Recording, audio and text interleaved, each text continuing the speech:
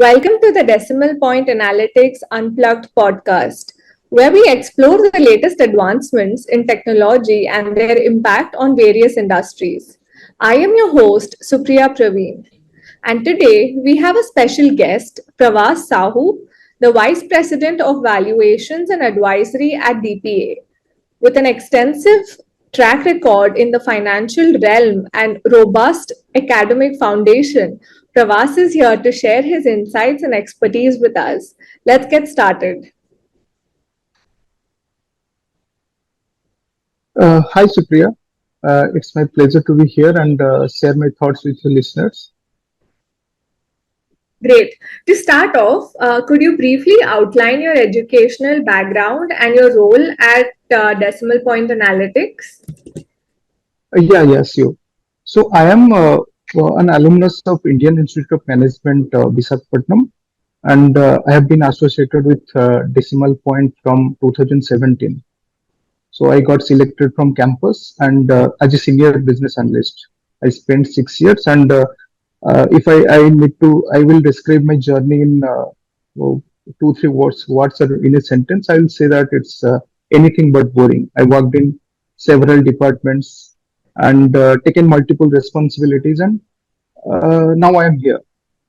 Currently, I am heading this valuation and advisory department with more than 50 members. So I'm heading the 50-member team, and also we have established one new strategic unit in the last financial year. The name is SSU, Statistically Significant Unit.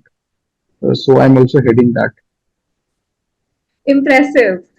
Speaking of valuations, could you shed light on decimal point analytics involvement in this field? Yeah, of course. So valuation and fundamental research is with Decimal Point from its inception. I think the CEO and when the company started, we started the project with fundamental research and valuation. So to make you understand what is valuation, let me just give you a simple example. So it's like valuing anything. Like suppose you want to purchase one house, you go to one particular area and ask for the price. They will say that per square foot the price is like 10,000 or 15,000, something like that.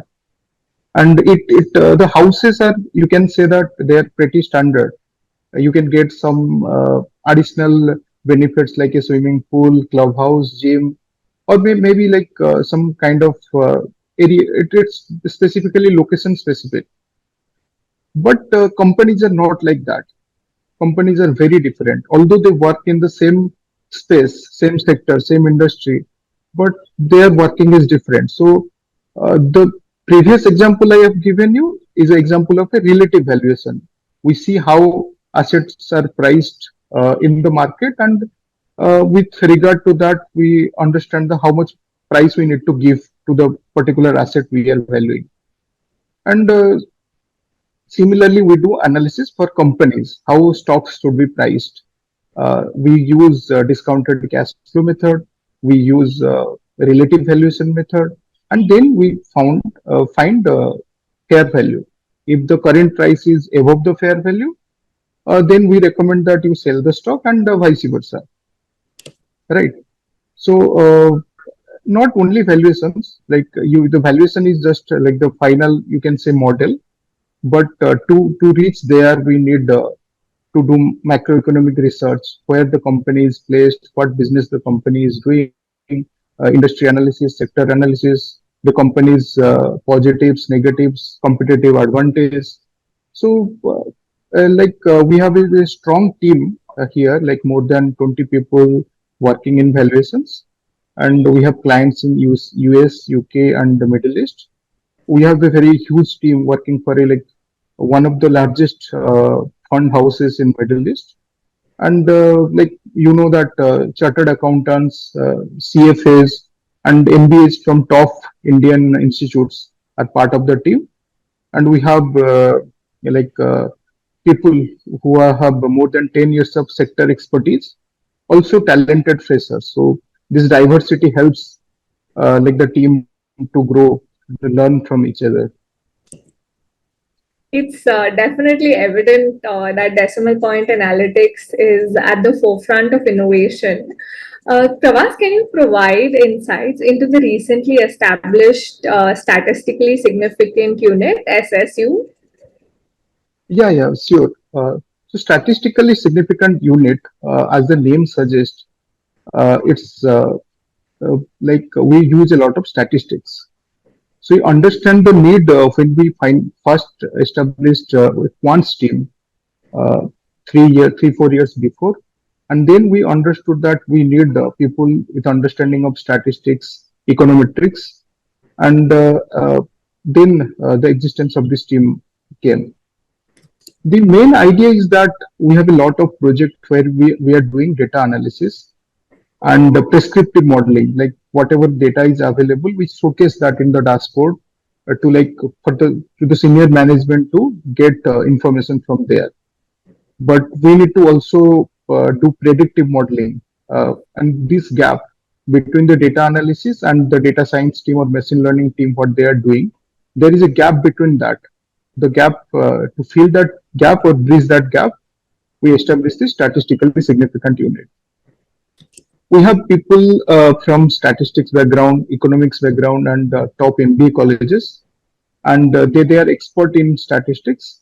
But you know, statistics is just a tool. You need to understand the business and how you can utilize your statistics knowledge to like understand the trend analysis, how things can be like in a particular sector, how things work. Right. So the idea is that we train them on both technical and functional fronts. Functional means I mean finance, business basics, and then like they work on many fields. Like they work on statistical quality control for big data projects that we are currently we have very big projects in decimal points. They work for that. Also, they work for backtesting. The lot of backtesting they do. Any product development that we are planning, we need a huge data sets, and they do backtesting and see the result. Help the team with the result to take correct decisions, and also for predictive modeling to understand the trend, understand the seasonality, and like how in this particular field or suppose it's a retail market or retail domain, the seasonality plays a big role there. It's a cloth business. So in different types of business, how statistics can help in decision making, our team work for that. So basically, you can say that the idea is like we will be like now 10-15 member team, and it will grow to like 20-30 member team. And the idea is that we will add a lot of value to existing projects and new project. We collaborate with the existing project heads, also the data science team, and see what value we can create.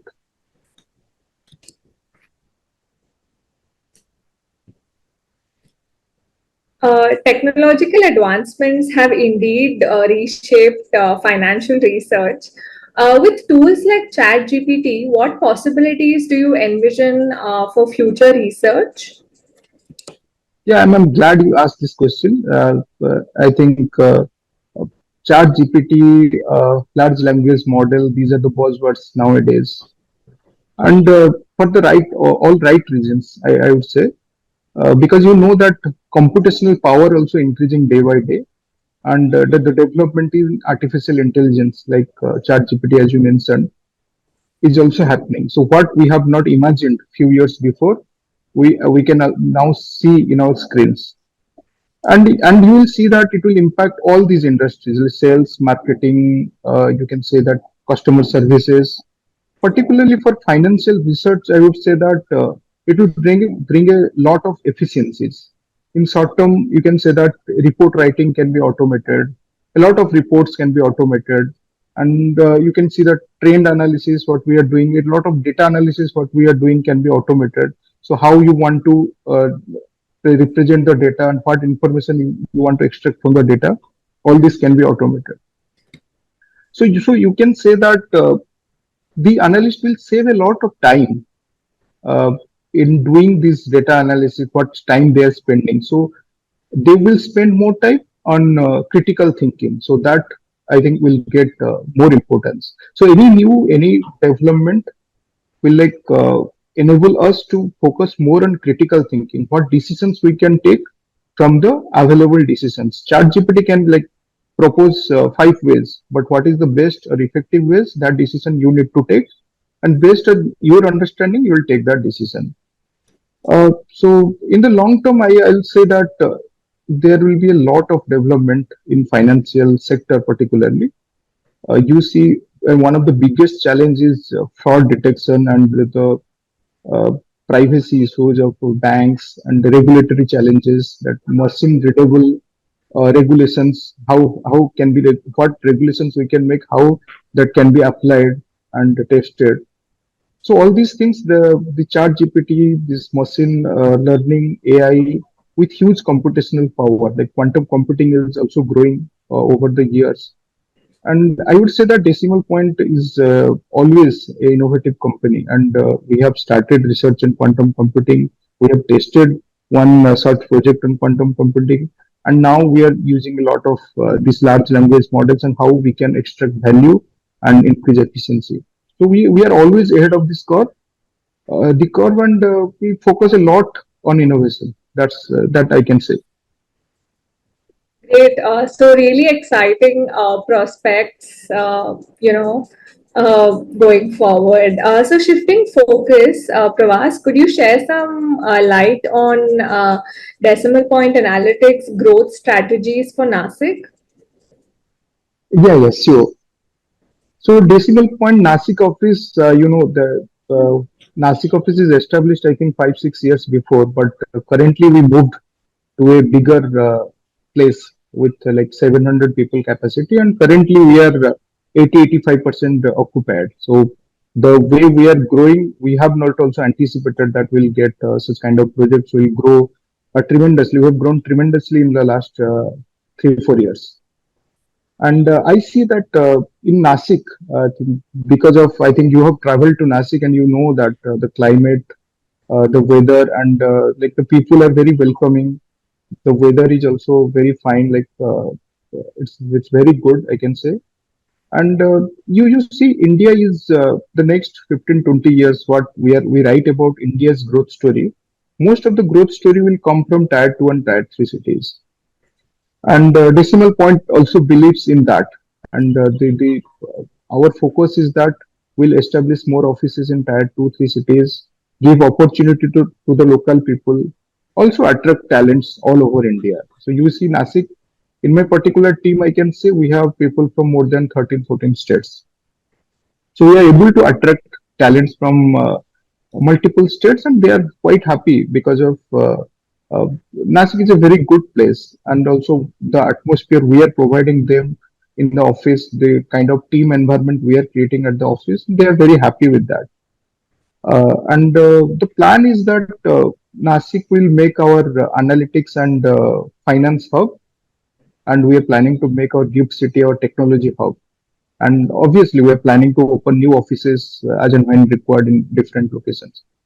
So we have a like strong plan for Nasik, and we see this office space is growing. The people are more happy here, and we are giving opportunity to the local people as well, and they are happy as well. It's inspiring to hear about decimal point analytics expansion endeavors. Pravas, as we conclude, what career advice would you offer to students beginning their professional journey? I will give one advice that is also one of Decimal Point's value, that is continuous learning. There is one sloka I can recollect from Chanakya Niti. Uh, Jala bindu nipatena kramasa puryate ghata sahetu sarva vidyanam dharmasya cha dhanasya cha. That means that maybe a drop of water is not significant, but if you keep a pot slowly, that in maybe 12 hours or 24 hours, it will fill. It will be filled up. And the same thing applicable for knowledge, any virtue or wealth, obviously. So what I see, this generation people are very impatient. So they are very like they want to see a result within a very short time. They don't want to put maximum effort, or slowly they don't, if they don't see any result and they quit. So I want to give the students in whatever field, whatever work they are doing, give your report effort and stick to that. You will definitely get good result and learn continuously in any field, because if you don't learn, definitely one day or the other you will definitely face difficulty, because the way technology is growing, the way challenges are like there with us. Every challenge is an opportunity, and it gives us the opportunity to learn about that, set strategies better, and then evolve. I think that's a great advice. Thank you, Pravas, for joining us today and sharing your invaluable insights. To our listeners, stay tuned for more episodes of Decimal Point Analytics Unplugged, where we unravel the mysteries of the financial world. Until next time, thank you. Thank you, Supriya, and thank you to all the listeners. It's been a pleasure.